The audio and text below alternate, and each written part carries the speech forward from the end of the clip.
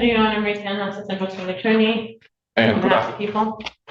good afternoon, Your Honor. With also on behalf of Cyrus Abadi standing to me, right? Cyrus, please speak. Good afternoon, Your Honor. Cyrus Abadi here. All right, this has come back to me.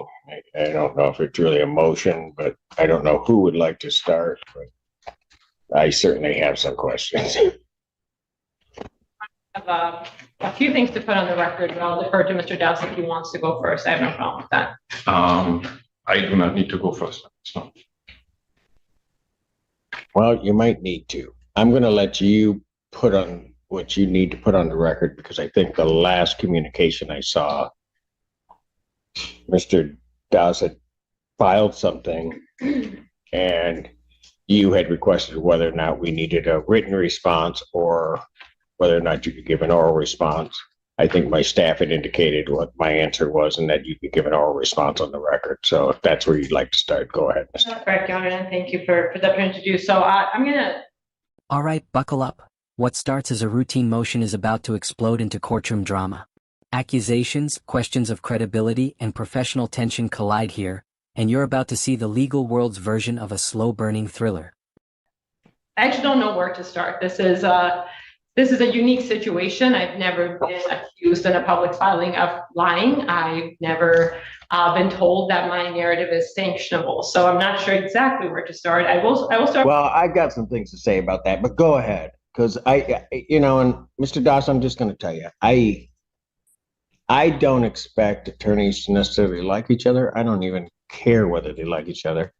Whether they talk to each other is irrelevant to me unless they cannot communicate in some professional way. But as I've told other attorneys, and particularly, and I'll name him Mr. Bennett, when he came and he accused somebody of some type of misconduct, that when that statement is made, the court has to look at that. And so I made it very clear to him, and I'll make it clear to you. If those are the kinds of things that are going to happen, you better be ready to roll with it, and you better have it. Because if you don't, that's sanction. Ms. Tanner, you may proceed.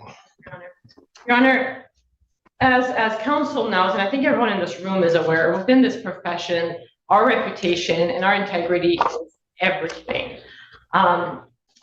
Throughout my career, I've routinely made decisions that were difficult decisions to make in a lot of aspects. I've been able to make those decisions because my reputation and my integrity are that important to me. Quite frankly, no case is worth me losing everything I've worked so hard for. Notice how she lays it all out. In law, your reputation is everything. One misstep, one public accusation, and decades of credibility could vanish overnight. That's why defending yourself here isn't just pride, it's survival. What I've also routinely done in front of Your Honor, as well as other judges, is stand up here and make a point of defending opposing counsels when other people have accused them of anything from lying to misconduct and so on. The reason I make a point of doing that, even though in many situations that has truly not been necessary, is because I want to be very clear how important it is that we don't throw out baseless accusations at people. It's not a new situation to me necessarily to encounter a situation with opposing counsel where we disagree, where we misunderstand each other. I don't take offense. I've gone head to head with some of the best attorneys in this county as well as other counties.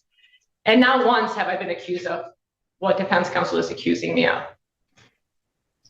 And what bothers me more is I actually started out respecting defense counsel a great deal.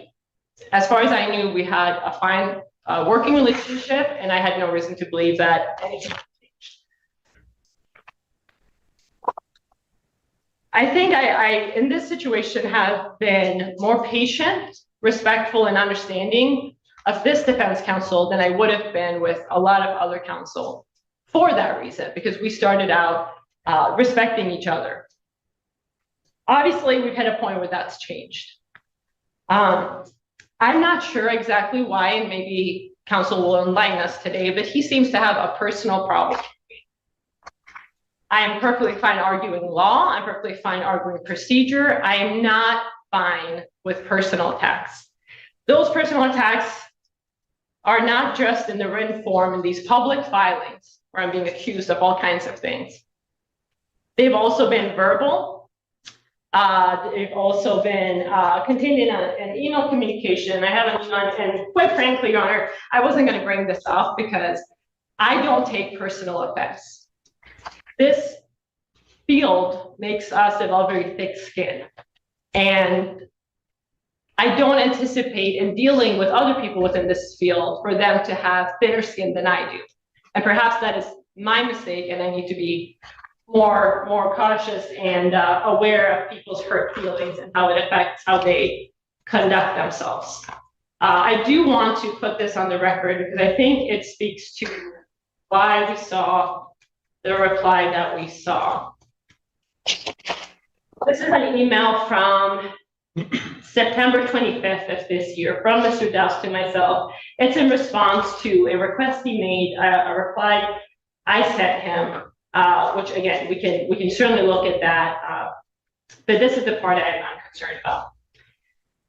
Curious, you can articulate and posture all you want, Marie. Just don't think for a second that I'm not seeing right through you. I don't know what the intent of that email was. What I do know, it's not necessary for what was being discussed. What I know is that it's a personal attack. So I'll just leave it at that. I'll leave it at that. It's not lost on me that unfortunately we live in a society where people who are privileged in certain ways, and specifically being male, think that they can address female attorneys a certain way that differs from how they would address male attorneys. I do this job not expecting to be treated any differently than my male colleagues. I advocate just as strongly as my male colleagues do. Anything less than that would be ineffective. What I don't expect is to get the treatment I'm getting right now from defense counsel based on being female. And that's exactly, I'm just going to call it out, that's exactly what it is. I highly doubt that any of my male colleagues from our office would have been treated the way I've been treated. This is where it gets real. She calls out not just the personal attacks, but the gender bias at play. In a male-dominated courtroom, she's demanding to be treated on equal footing. That's a bold, unforgettable moment of standing your ground. By defense counsel. And even though I probably shouldn't be shocked at this point, having done this job as long as I have, I truly am. Because in working with many different male, female counsels of all backgrounds, this is the first time it's risen to this level. And that's saying something. What's even more concerning to me is that it was done in a public filing. Now, I realize, and I've come to understand that defense counsel's feelings were hurt by what he seems to believe is attitude for me or my treatment of him.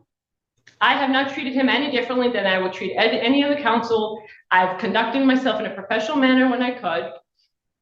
There are times where we have very intense discussions, and that's not out of any kind of intent to offend anyone.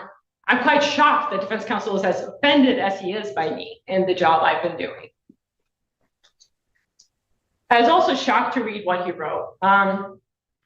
My hope is, because I try to get— Are you talking about what, and I don't mean to interrupt you, but you're talking about what he wrote in his response? In the reply, specifically in paragraph 5. My hope is that counsel's kind of passions and hurt feelings took over, and that logic and common sense just didn't catch up quick enough before he filed that reply. So with the court's permission, I'd like to offer him an opportunity to essentially withdraw paragraph 5 of his reply and ask the court to strike it from the public record. I think that's the appropriate thing to do. I'm not going to sit there and ask for an apology, but at the very least, that is what he could do to remedy the situation. And I do have serious concerns about his ability to efficiently represent his client when he seems to have such hurt feelings and such a personal problem with him. So that might be something he might want to consider. And I'm not going to discuss the case. That's something, I appreciate the opportunity to put that on the record. I felt the need to defend myself. Judge Barr was present for a great deal of our conversation, actually all of our conversation in chambers. And I'll kind of leave it at that. As to that issue, and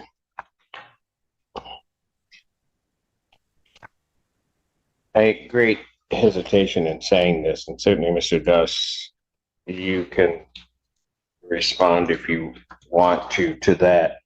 When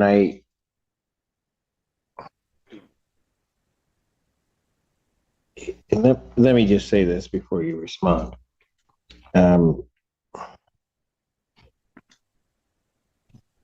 I've read over the years a number of your pleadings, both from you and both from those in your office.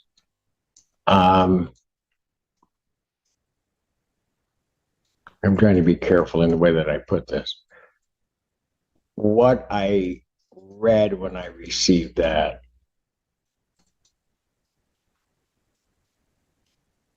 I was surprised.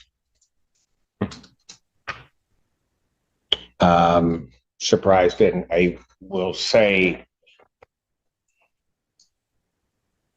a little bit taken aback. Mainly because, and you know me, I'll just be blunt, I expected better from you. So, and I say that not with any thought as to how I would rule on this issue, because that wasn't really what was playing into my mind.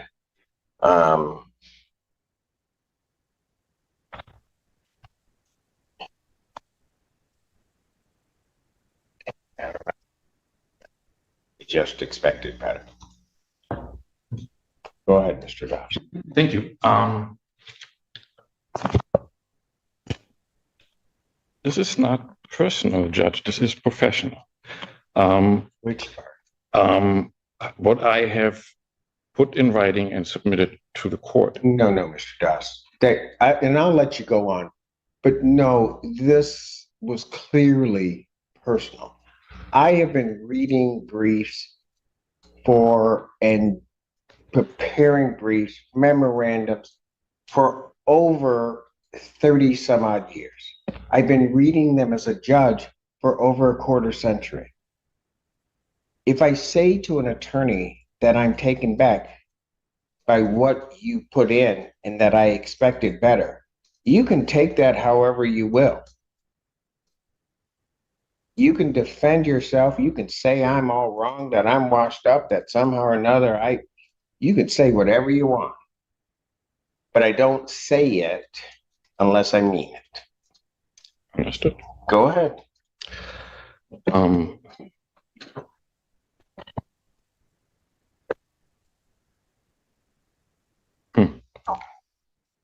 Well, I'm an honest man. Ms. Tanner is quite skilled at doing one thing and then portraying it as something else.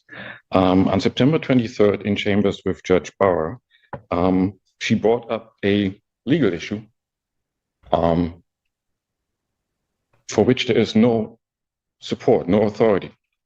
We sought to have a conversation about that, and there was no conversation to be had with Ms. Tanner. And so the exam ended up being adjourned because Judge Barr at the moment was not in a position to decide any of this. Here's where it gets technical, but pay attention. The judge explains why rape shield protections extend even to preliminary examinations. This is crucial. It's about preventing irrelevant and invasive questions from ever seeing the light of day. Legal precision matters. The legal issue before the court is, there's no dispute that preliminary examinations are governed by statutes, court rules, and the Michigan Rules of Evidence. And under those rules, under MRE 4482C, defense counsel at exam at a CSC case may inquire about what is permitted within those rules. The proposition before the court is raised at the last occasion, is that for defense counsel to elicit evidence under that rule at exam, there first has to be a motion and offer of proof. For that proposition, there's no authority whatsoever. Okay, Mr. Doss, can I just stop you since you want to get into the substance of it? Let me just say this. All the years I've been sitting on the bench, the rape shield statute has applied at preliminary examination. Because if it didn't, it frankly makes no sense. To say to someone, we afford you these protections from this intrusion into your life here, but we don't do it here, makes no sense. Because it's one of those things that once the cow has left the barn or the field, it's out. It's just there. And so it doesn't make any sense. Moreover, Mr. Doss, I was a bit surprised by it because your colleague, Mr. Shea, has argued the rape shield at preliminary examination, I believe on 2 occasions, but certainly one before me, and never indicated, never said whatsoever that it does not apply at preliminary examination. Go ahead. Well, the authority that there is on that issue is to the contrary. I believe it, I put it in writing. I provided the court with the authority. What in fact I did was, I did not submit an advocacy piece. I did not, I'm not asking anything of the court. I'm not trying to convince the court of anything. I advised the court on what the law is. I believe I was well within the rules on going about it in that way. As far as now what Ms. Tanner put on the record earlier, I understood, based on what the law is, that Ms. Tanner on September 23rd was taking an unsupported legal position and was in a way misinforming Judge Barr about it and was not having a conversation about it. What, misinforming Judge Barr that the rape shield applied at preliminary examination? Yes. She would be taking a position that has been the longstanding practice in this county. How can you say that she's somehow just come out of with something out of thin air? Show me one case, Mr. Dawson, in this county where rape shield has not been applied and not stood at preliminary examination. The aspect that doesn't apply is the mechanism of a motion and offer of proof in MCL 750520J2. That aspect is just not applicable at this stage. It comes into play once the case is bound over. And that's the very issue that Ms. Tanner raised. She approached me asking whether I would elicit any testimony. So, Mr. Das, you paint yourself into a corner. Because if that's the argument, then none of it comes out at prelim. Because the judge at prelim is the gatekeeper of all of that.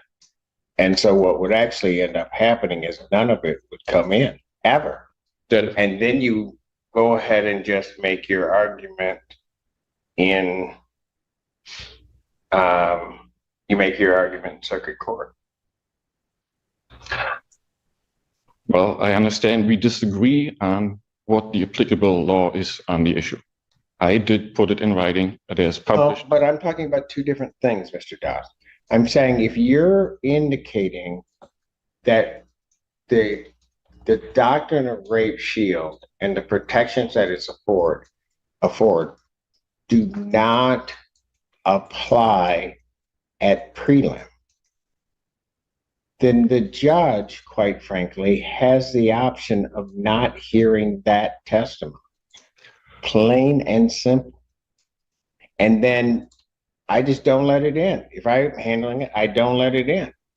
And then you're going to have to deal with it as you want to deal with it in circuit court, which you won't get it in there.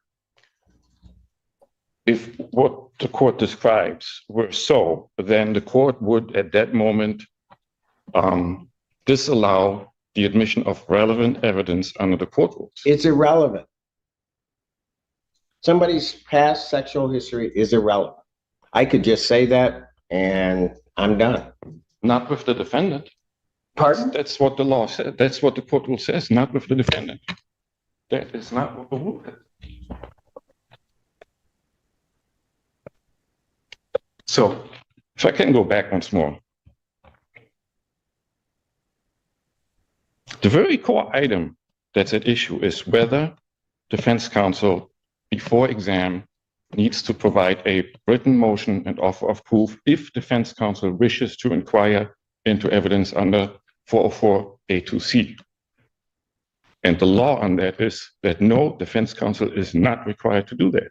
Defense counsel may inquire under the rule. Okay. Okay.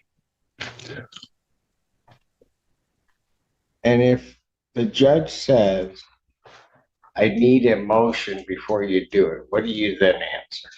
I would ask the judge, what is the legal basis for making that requirement? And the judge is going to say, because I said so.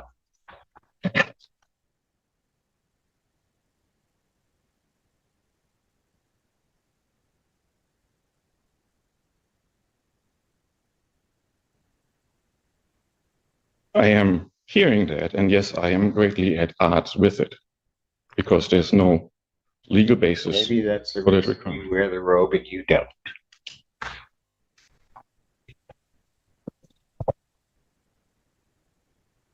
All right. I did submit in writing what I know the law to be, and I stand by that. Anything additional, Mr. At this point, Your Honor. All right, this court is ready to rule so that there's an order that fashion Judge Barr can deal with. And that is that this court indeed does believe that the rape shield statutes were intended to offer certain protections to potential victims. That evidence, and this specifically needs to be noted, that evidence shall not be elicited at preliminary examination in any greater or lesser fashion, but in the same manner as that evidence would be alluded to at trial. To do otherwise would make the rape shield a nullity in its entirety. And so therefore, that evidence will not be allowed until such time as the court has had an opportunity to see what evidence is proffered at preliminary examination, is going to be proffered at preliminary examination. Tanner, you will prepare the order. I will sign off, and that is. Boom, court drops the hammer. The judge draws a line. Personal attacks stay out, legal arguments stay in. Rape shield protections remain intact until trial, preserving fairness. This ruling isn't just about procedure. It's about respect and boundaries in the courtroom. Is the ruling of the court. Is there anything additional? Briefly, Your Honor, regarding the date that this is scheduled for, it's November 10th. I will likely be in jury trial unless it resolves starting on November 10th. So I was going to see if the court had alternative dates. Well, the November 10th date is Judge Barr's preliminary exam date, I do believe. Well, what date did it get set for? November 10th, Your Honor. Okay, so first of all, there has to be an alternative date. One of the things that occurred, and I don't know upon the scheduling of this, preliminary examinations that week because of Veterans Day, which did not get caught. Normally it would have been Tuesday the 11th. It may have gotten moved to the 10th. However, Judge Barr is not available on the 10th. So the judge that would be available on the 10th is Judge Valvo, but this has been already submitted and he's got some work into it in terms of Judge Barr. There has to be a different date. And I apologize for interrupting. I was just informed that our witnesses would be available on November 25th, if that's an available. I'm sorry? Our witnesses would be available on November 25th, if that's an available date. That date is not available before Judge Barr. Judge Barr's next date is December 2nd.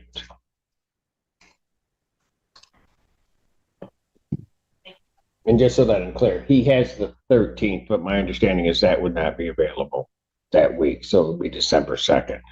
Is there any objection from either side to setting this for December 2nd? No, Your Honor, that's a good date. Then preliminary examination of this matter will be adjourned to December 2nd. I will let Judge Barr, my staff will let Judge Barr's staff know that we moved it to that date because he wouldn't have had the 10th in any event. So we'll do it that way. Anything else? By the end, the lesson is clear. Professionalism trumps personal vendettas. But now we want to hear from you. Was this courtroom showdown necessary, or did it cross the line? Drop your thoughts in the comments.